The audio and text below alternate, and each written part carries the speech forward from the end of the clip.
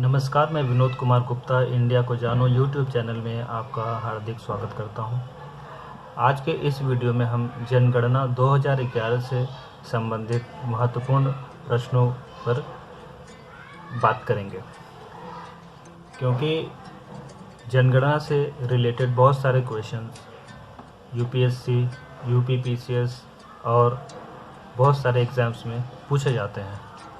तो आइए शुरू करते हैं। तो सबसे पहले हम बात करेंगे कि भारत में पहले जनगणना की शुरुआत कब हुई।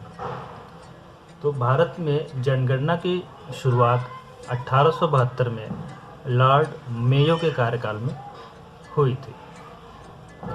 उसके बाद अगला प्रश्न इससे जो बनता है वो है, देश में नियमित जनगणना की शुरुआत कब हुई, यानी कि रेगुलर। तो 1881 में हुई थी और उस समय जो कार्यकाल था लॉर्ड रिपन का कार्यकाल था। उसके बाद थर्ड नंबर पे है, स्वतंत्र भारत की पहली जनगणना की शुरुआत कब हुई, यानी जब भारत आज़ाद हो गया उसके बाद जो जनगणना हुई थी उसकी शुरुआत कब हुई थी। तो ये 1951 में हुई थी। चौथे नंबर पे है, जनगणना का महाविभाजन वर्ष कौन सा है। जनगणना का महाविभाजन वर्ष कौन सा है। तो इसका आंसर होगा 1921। तो महाविभाजन का अर्थ जो होता है वो ये है कि भारत में 1911 से 1921 के दशक में जो जन्म वृद्धि दर थी वो न्यूनतम हो गई थी, इसीलिए इस वर्ष को महाविभाजक वर्ष कहा जाता है। उसके बाद पांचवें नंबर पर है, जनगणना का लघु विभाजक वर्ष कौन सा था। तो जनगणना का लघु विभाजक वर्ष 1951 था। यहाँ पे लघु विभाजक वर्ष का तात्पर्य ये है कि 1951 में वर्ष 1951 में जन्म वृद्धि दर अधिकतम हुई थी, इसीलिए इसे लघु विभाजक वर्ष कहा जाता है।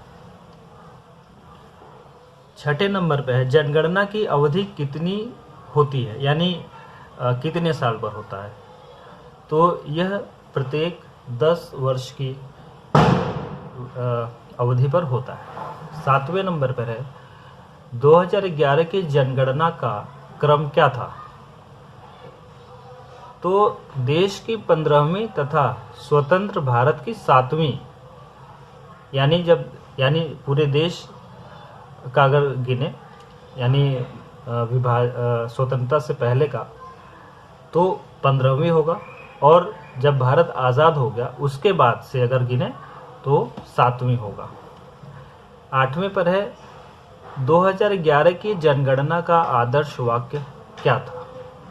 तो इसका आदर्श वाक्य था, हमारी जनगणना हमारा भविष्य। अगला प्रश्न है 9वें नंबर पर, जनगणना का शुभंकर क्या था।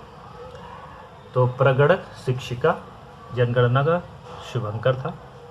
उसके बाद 10वें नंबर पर है, प्रथम जनगणना कमिश्नर का क्या नाम था।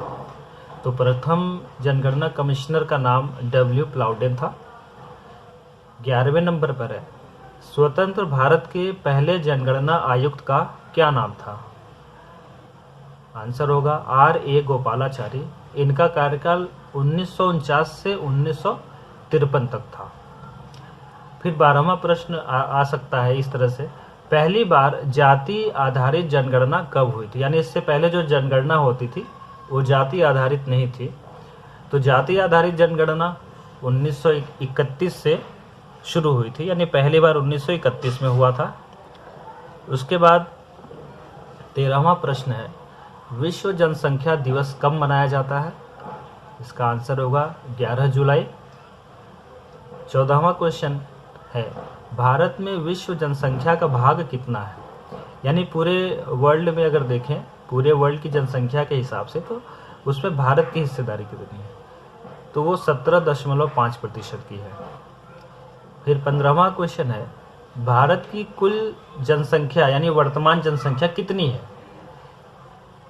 क्योंकि जब आप 2011 की जनगणना के हिसाब से देखेंगे तो वो अलग है, लेकिन इस प्रश्न का ये प्रश्न है भारत की कुल जनसंख्या कितनी है।